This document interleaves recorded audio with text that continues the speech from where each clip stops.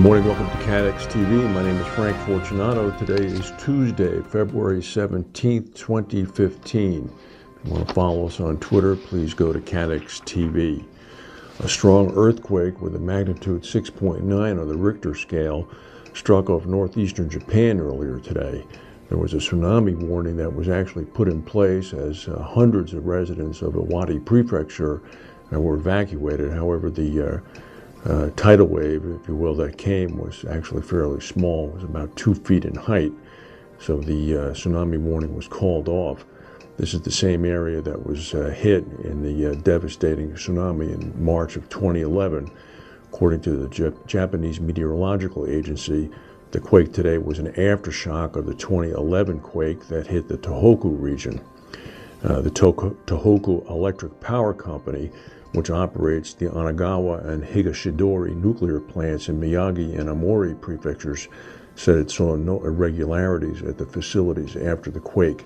The facilities, of course, are shut down. All of the 47 nuclear plants in Japan have been shut down after the quake in 2011.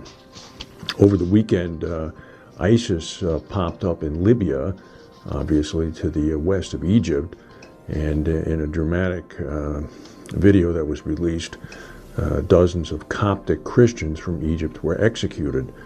In retaliation, earlier today, the Egyptian Air Force bombed ISIS training centers in Libya. ISIS, of course, is now promising immediate and swift retribution against the Egyptians. So this situation continues to roil itself out of hand. Big Three reinsurance broker Willis has issued more than 150 of its UK-based staff with letters telling them that their roles could be made redundant as part of cost-cutting programs. The letters were sent to the effective Willis employees in the first week of February, following an all-staff briefing from the CEO, John Kavanaugh. Sources are indicating that although about 150 positions are in scope, maybe only about 20 hard redundancies are expected, with about 30 further cuts set to relocate from London to Ipswich. Ipswich is where Willis has its back office operations. Sources say that the redundancies are likely to be fairly evenly divided between back office roles and underperforming brokers. At least 20 people were killed yesterday in Port-au-Prince, Haiti, as a music group's packed Carnival float struck a power line. Tomorrow is Ash Wednesday. Tonight is Mardi Gras. The accident occurred as thousands of people filled the streets of downtown Port-au-Prince for the raucous annual celebration. People at the scene said someone on the float used a metal pole to move a power line so the float could pass underneath it. At least 20 people were killed. About a dozen of them instantly they were electrocuted, causing a flash of sparks, causing panic in the crowd. No doubt about that. Fairfax Financial Holdings, the big Canadian group, has agreed to buy Brit insurance for $1.88 billion. This is less than a year after Brit refloated on the London Stock Exchange. Brit shareholders are going to receive a premium of about 11.2% over the closing price yesterday in London. The deal will value Brit at about 1.6 of expected year-end 2014 assets. This is a little bit better than the 1.4 that multiple that XL used to buy Catlin just about a month ago. In a statement to the Toronto Stock Exchange, where Fairfax is traded, Fairfax said that it had received hard, irrevocable undertakings to accept the offer from both Apollo and CVC, who currently have about 73% of Brit's issued share capital. Yesterday, a 109-car tanker train derailed and exploded into a massive fireball in West Virginia.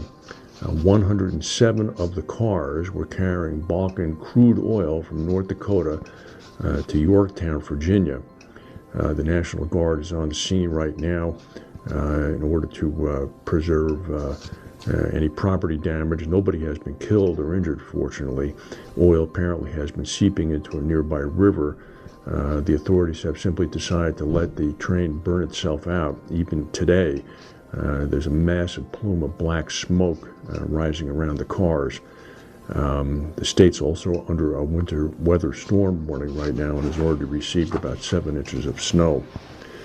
An arbitration panel yesterday ordered Lance Armstrong to pay $10 million in a fraud dispute with a promotions company for what it called an unparalleled pageant of international perjury, fraud, and conspiracy that covered up his use of performance-enhancing drugs. The plaintiff in this case was Dallas-based SCA Promotions, which had to trigger an insurance policy when it paid Armstrong $10 million after he won his fourth Tour de France title. After Armstrong announced publicly on the Oprah Winfrey Show, after years of denying that he had been taking performance-enhancing drugs, SCA Promotions sued to obtain its money back. Armstrong refused to send the money back. Meanwhile, the arbitration panel has ruled in SCA's favor. Armstrong's lawyer indicates that he's going to appeal. The arbitration panel wrote in its opinion, "Perjury must never be profitable. Lance Armstrong has justly earned wide public condemnation. That is an inadequate deterrent. Deception demands real, meaningful sanctions." SCA President Bob Hammond praised the ruling and is very happy that he's going to get his money back. That's the news for today. If we have any breaking news, we'll come back and tell you. Thank you for watching, and we'll see you tomorrow.